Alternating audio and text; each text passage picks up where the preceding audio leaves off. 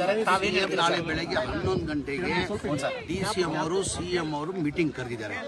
ಇದಕ್ಕೋಸ್ಕರನೇ ಅಂತಾನೆ ನಾಳೆ ಬೆಳಗ್ಗೆ 11 ಗಂಟೆಗೆ ಮೀಟಿಂಗ್ ಕರೆದಿದ್ದಾರೆ. ಇದು ಆಲ್ರೆಡಿ ಏನಾದ್ರು ನಿರ್ಧಾರ ತಗೊಳ್ಬಹುದು. ಆ ಹಿನ್ನೆಲೆಯಲ್ಲಿ ಬೆಳಗ್ಗೆ 11 ಗಂಟೆಗೆ ಮಾನ್ಯ ಮುಖ್ಯಮಂತ್ರಿಗಳು ಉಪಮುಖ್ಯಮಂತ್ರಿಗಳು 11 ಗಂಟೆಗೆ ಮೀಟಿಂಗ್ ಕರೆದವ್ರೆ. ನನ್ನ ತಿಳಿದಂಗೆ ಒಳ್ಳೆ ಸಿಹಿ ಸುದ್ದಿ ನಾಳೆ ಸಿಗ್ಬೋದು ಅಂತ ನಾನು ಕೂಡ ವಸತಿ ಸಚಿವರು ನಮ್ಮ ಸಚಿವರು ಬರ್ತಾರೆ ನಮಗೆ ಸಿಹಿ ಸುದ್ದಿ ಕೊಡ್ತಾರೆ ಅಂತ ಕಾಯ್ತಾ ಇದ್ರು. ನಾನು ಹೇಳಿದೆ ನಾಳೆ ಮಾನ್ಯ ಮುಖ್ಯಮಂತ್ರಿಗಳು ಮೀಟಿಂಗ್ ಕರೆದವ್ರೆ. ಇದಕ್ಕೆ ಸಂಬಂಧಪಟ್ಟಂಗೆ ಉಪಮುಖ್ಯಮಂತ್ರಿಗಳು ಮುಖ್ಯಮಂತ್ರಿಗಳು ನಾಳೆ ಮೀಟಿಂಗ್ ಕರೆದವ್ರೆ. ಆ ಮೀಟಿಂಗ್ ಅಲ್ಲಿ ನಿರ್ಧಾರ ತಗೊಳ್ತಾರೆ.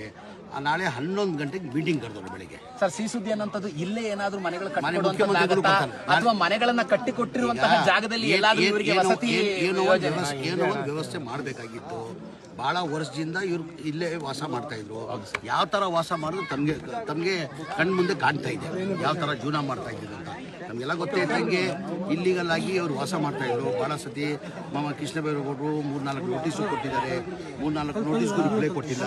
ಇವ್ರಿಗೆ ಡೆಮಾಲಿಷ್ ಮಾಡೋದು ಮುಂಚೆ ಬೇರೆ ಎಲ್ಲ ವ್ಯವಸ್ಥೆ ಮಾಡಿದ್ರು. ಎಲ್ಲ ಬಹಳಷ್ಟು ಕಡೆಯಲ್ಲಿ ಏನು ಪ್ರಚಾರ ಮಾಡಿದ್ರು ಅಂದ್ರೆ ಏನು ವ್ಯವಸ್ಥೆ ಮಾಡಿಲ್ಲ, ರಾತ್ರಿ ಡೆಮಾಲಿಷ್ ಮಾಡಿಬಿಟ್ಟಿದ್ದಾರೆ ಅಂತ ಹೇಳ್ಬಿಟ್ಟು ಪ್ರಚಾರ ಮಾಡಿದ್ದಾರೆ.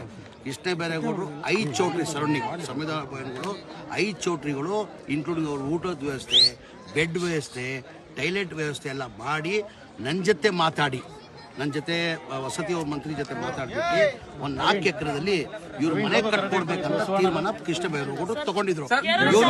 ಇವ್ರು ಯಾರು ಹೋಗಕ್ಕೆ ತಯಾರಿರ್ಲಿಲ್ಲ. ವ್ಯವಸ್ಥೆ ಮಾಡಿದ್ರು, ಊಟದ ವ್ಯವಸ್ಥೆ ಮಾಡಿದ್ರು, ವ್ಯವಸ್ಥೆ ಮಾಡಿದ್ರು, ಟಾಯ್ಲೆಟ್ ವ್ಯವಸ್ಥೆ ಮಾಡಿದ್ರು. ಸರೌಂಡಿಂಗ್ 5 ಚೌಟ್ರಿದಲ್ಲಿ ಎಲ್ಲಾ ತರ ವ್ಯವಸ್ಥೆ ಮಾಡಿದ್ರು. ಇವ್ರ ಭಯ ಏನಂದ್ರೆ ನಾವ್ ಇಲ್ಲಿ ಖಾಲಿ ಮಾಡಿದ್ರೆ ಎಲ್ಲಿ ನಮ್ಗೆ ಜಾಗ ಸಿಗ್ತದೆ ಅಂತ ಭಯದಿಂದ ಪಾಪ ಇಲ್ಲೇ ಕೂತಿದ್ರು. ಆ ಕಾರಣಕ್ಕೆ ಮಾನ್ಯ ಮುಖ್ಯಮಂತ್ರಿಗಳ ಜೊತೆ ಈಗಲೂ ಅವ್ರ ಮುಖ್ಯಮಂತ್ರಿ ಕಚೇರಿಯಿಂದ ನಾನು ಬರ್ತಾ ಇರೋದು. ಮುಖ್ಯಮಂತ್ರಿಗಳ ಜೊತೆ ಮಾತಾಡಿದ್ದೀನಿ. ಅವ್ರು ಹೇಳಿದ್ರು ಅವ್ರಿಗೆ ವಿಸಿಟ್ ಕೊಟ್ಟು ಅವ್ರಿಗೆ ಆಶ್ವಾಸನೆ ಕೊಡ್ಬಾ, ನಾಳೆ 11 ಗಂಟೆಗೆ ಮೀಟಿಂಗ್ ಆದ್ಮೇಲೆ ಖಂಡಿತ ಅವ್ರಿಗೆ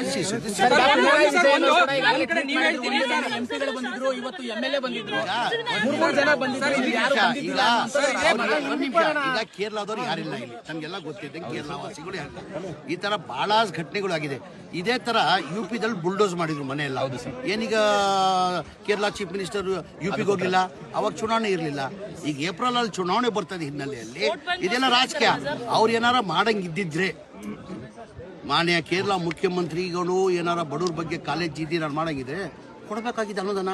ತಗೊಳಪ್ಪ, ಕೇರಳ ಕಡೆಯಿಂದ ಬಡವ್ರು ನಮ್ಮ ಪಕ್ಷದ ವತಿಯಿಂದನೋ ಇಲ್ಲ ಸರ್ಕಾರ ವತಿಯಿಂದನೋ ಇಷ್ಟು ಮನೆಗಳು ನಾವು ಕೊಡ್ತೀವಿ ಅಂತ. ಈಗ ನಾವು ಘೋಷಣೆ ಮಾಡಿದ್ವಿ, ನಮ್ಮ ಸರ್ಕಾರದಲ್ಲಿ ಫ್ಲಡ್ಡಲ್ಲಿ ಮನೆಗಳು ಹಾಳಾಗಿತ್ತು. ಮನೆ ಮುಖ್ಯಮಂತ್ರಿಗಳು 100 ಮನೆ ಕಟ್ಕೊಡ್ತೀವಿ ಅಂತ ಹೇಳಿದ್ರು. ನಾವು ಕಟ್ತಾ ಇದ್ದೀವಿ, ನಮ್ಮ ಇಲಾಖೆಯಿಂದಾನೆ ರಾಜೀವ್ ಗಾಂಧಿಯಿಂದಾನೆ ಕಟ್ಕೊಡ್ತಾ ಇದ್ದೀವಿ. ಆ ಥರ ಘೋಷಣೆ ಮಾಡಬೇಕಾಗಿತ್ತು. ಇವ್ರು ಬರೀ ರಾಜಕೀಯ ಮಾಡಕ್ ಬಂದಿರೋದು. ಇವರು ಬಡವ್ರ ಬಗ್ಗೆ ಕಾಳಜಿ ಯಾರಿಗಿಲ್ಲ. ಸಂಘ ಸಂಸ್ಥೆಗಳು, ಕೇರಳದ ಸಂಘ ಸಂಸ್ಥೆಗಳು ಇಲ್ಲಿ ಜನರಿಗೆ ಸಹಾಯ ಮಾಡ್ತಿದ್ದಾರೆ. ನಾನು ಹೇಳ್ತಾರ ಎಲ್ಲ ಇಲ್ಲಿ ಬಂದಿರೋದು ರಾಜಕೀಯ ಮಾಡಕ್ಕೆ. ನಮ್ಮ ಪಕ್ಷ ಇರೋದೇ ಬಡವ್ರ ಪರ ಪಕ್ಷ.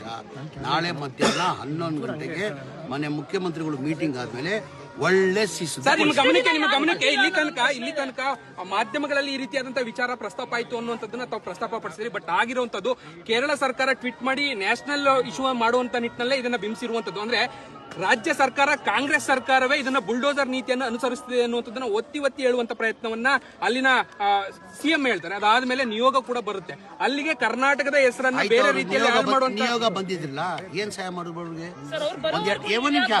ಎರಡು ಟೈಮ್ ಊಟ ಕೊಟ್ಟಿದಾರ? ಏನಾರು ಬೇರೆ ವ್ಯವಸ್ಥೆ ಮಾಡಿದಾರ? ಬಂದ್ರು, ಶೋ ಮಾಡಿದ್ರು, ಹೋದ್ರು. ಈಗ ನಾವು ಕೇರಳ ಇದ್ದದ್ದು ಫ್ಲಡ್ ಅಲ್ಲಿ ಮನೆಗಳು ಹಾಳಾಗಿತ್ತು. ನಮ್ಮ ಸರ್ಕಾರ ವತಿಯಿಂದ ಮನೆ ಕಟ್ಕೊಡ್ತಾ ಇಲ್ಲ. ಅವರು ಘೋಷಣೆ ಮಾಡಬೇಕಾಗಿತ್ತು. ಬಡವ್ರ ಬಗ್ಗೆ ಕಾಲೇಜ್ ಇದ್ದಿದ್ರೆ ಆಯ್ತಪ್ಪ, ಹಿಂಗ ಅನ್ಯಾಯ ಆಗಿದೆ, ನಮ್ ಕಡೆಯಿಂದ ಒಂದು 100 ಮನೆ ಕಟ್ಕೊಡ್ತೀವಿ ನಾವು ಕೇರಳ ಸರ್ಕಾರ ವತಿಯಿಂದ ಅಂತ ಘೋಷಣೆ ಮಾಡಬೇಕಾಗಿತ್ತು. ಕರ್ನಾಟಕದಲ್ಲಿ ಯಾಕೆ ಬಂದು ಪಾಲಿಟಿಕ್ಸ್ ಮಾಡಿದ್ರು ಸರ್? ರಾಜಕೀಯ ಚುನಾವಣೆ ಇದೆ ನಾಳೆ. ಇದಕ್ಕೆಲ್ಲ ಫುಲ್ ಸ್ಟಾಪ್. ನಾಳೆ ನಮ್ಮ ಸರ್ಕಾರ ಇರೋದೇ ಬಡವ್ರ ಪರ ಸರ್ಕಾರ. ನಾಳೆ ನಿಮ್ಗೆ 11-12 ಗಂಟೆಗೆ ಒಳ್ಳೆ ಸುದ್ದಿ. ನಿವಾಸಿಗಳು ಹೇಳ್ತಾ ಇರುವಂತದ್ದು ಬೈಯಪ್ಪನಹಳ್ಳಿ ಹತ್ರ ವಸತಿ ಯೋಜನೆ ಅಡಿಯಲ್ಲಿ, ಅಂದ್ರೆ ರಾಜೀವ್ ಗಾಂಧಿ ವಸತಿ ಯೋಜನೆ ಅಡಿಯಲ್ಲಿ 1200 ಮನೆಗಳನ್ನ ನಿರ್ಮಾಣ ಮಾಡಿದ್ದಾರೆ. ಇಲ್ಲಿನ ನಿವಾಸಿಗಳಿಗೆ ಅಲ್ಲಿ ಮನೆಗಳನ್ನ ಕೊಡ್ತಾರೆ. ಪಾಪ ಕೃಷ್ಣ ಬೈರೇಗೌಡರು ಆಚೆ ಹೋಗಿದ್ದಾರೆ. ಅಲ್ಲಿಂದ ಮಾತಾಡಿದ್ರು. ಅವ್ರು ಪದೇ ಡೈಲಿ 2-3 ಫೋನ್ ಮಾಡಿಬಿಟ್ಟು ಕೃಷ್ಣ ಬೈರೇಗೌಡರು ಏನಾರ ಅವ್ರಿಗೆ ವ್ಯವಸ್ಥೆ ಮಾಡಿ ಅಂತ ಪಾಪ ಅವರು ಕೇಳ್ಕೊಳ್ತಾ ಇದ್ದಾರೆ. ಕೃಷ್ಣ ಬೈರೇಗೌಡರು ನಾಳೆ 11 ಗಂಟೆಗೆ ಒಳ್ಳೆ ಸಿದ್ದಿ ಮಾನ್ಯ ಮುಖ್ಯಮಂತ್ರಿ ಕೊಡ್ತಾರಂತ ನಾನು ಭಾವಿಸ್ತೀನಿ. ಸರ್ಕಾರ